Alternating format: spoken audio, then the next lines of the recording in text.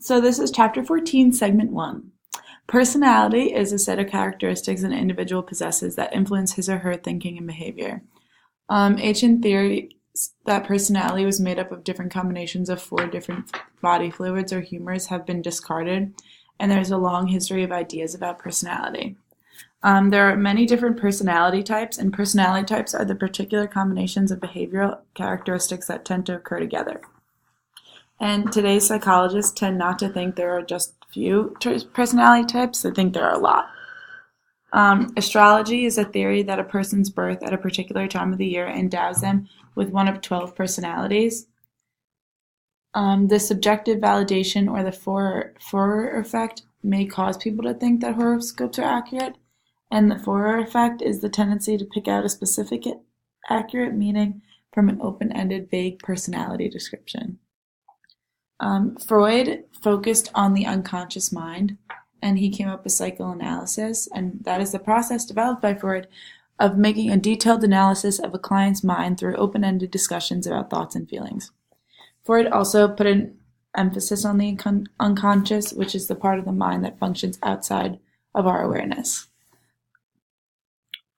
Freud also proposed that the mind consists of id, which seeks only pleasure, superego, which incorporates society's restrictions on behavior, and ego, which tries to fulfill the demands of the id within the confines of the superego. Defense mechanisms are unconscious psychological processes that protect the ego from realizing and acting upon socially unacceptable urges of the id. Rationalization is a defense mechanism of making intellectual excuses for unacceptable behavior, and in Freud's thinking, ego defense mechanisms help us feel good about ourselves and promote a healthy mental state. If it goes too far, though, it can result in neurosis, and these are mental disorders characterized by anxiety or avoidance that interfere with everyday functioning but are not accompanied by delusions or hallucinations.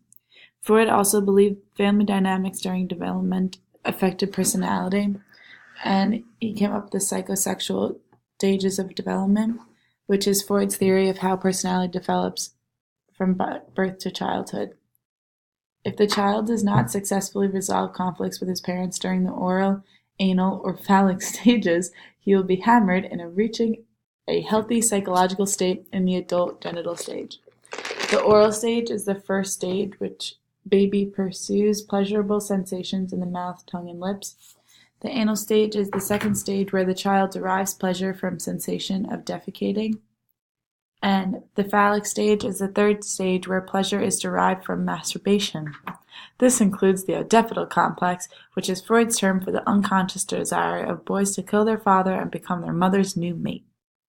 The latency stage is the phase in psychosexual stages of development covering ages 6 to 12 when sexual conflicts are repressed. Then comes the genital stage, which is the final stage, which is focused on the penis and vagina and developing a mature, socially acceptable sexual relationship.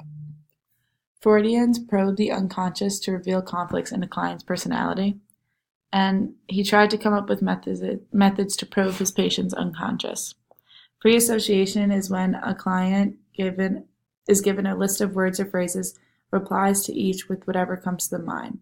And Freudian slips are the utterance in spontaneous conversation of something that is socially unacceptable, but reveals the speaker's true feelings.